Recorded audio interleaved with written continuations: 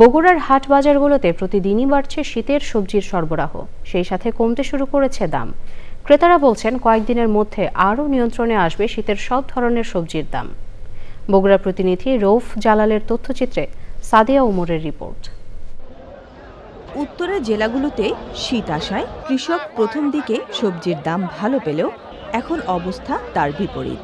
পাইকারি দর ফুলকপি প্রতিটি 4 থেকে 7 টাকা, শিম প্রতি কেজি 40 থেকে 50 টাকা, মূলা 5 টাকা, লাউ 17 টাকা এবং নতুন পাতা পেঁয়াজ 20 টাকা কেজি দরে বিক্রি হচ্ছে।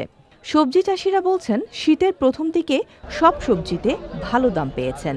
সরবরাহ বাড়ায় এখন লোকসানের মুখ দেখতে হচ্ছে তাদের। কপিটা সব জায়গাতে উৎপাদন হচ্ছে বেশি, সংখ্যা বেশি হয়েছে। সংখ্যা বেশি হওয়ার কারণে বাজার কম, সারের দাম বেশি, কপির ওষুধের দাম বেশি, আমাদের ওখানে পড়তে হচ্ছে।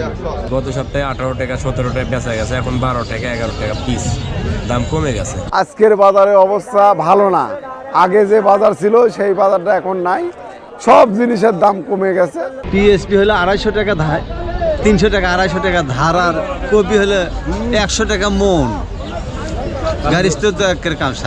পাইকাররা বলছেন কিছুদিনের মধ্যে সাধারণ মানুষের ক্রয় ক্ষমতার মধ্যে আসবে এসব শীতের সবজি। কেনা চালু যেটা সেটা কেনা হলো 860 টাকা মন, আর পেঁয়াজ কেনা হলো আপনার হলো 2500 টাকা মন, আর বেগুন এটা বেচে কেনা হচ্ছে 34 টাকা কেজি। ফুলের বাজার হলো মনে করেন আজকে 150, সিমের বাজার 700 800, এই আলুর বাজার 1050 1100 1200 ওই রকমই।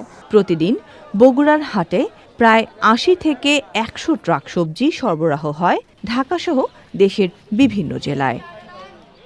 Sadia Omar, channel I.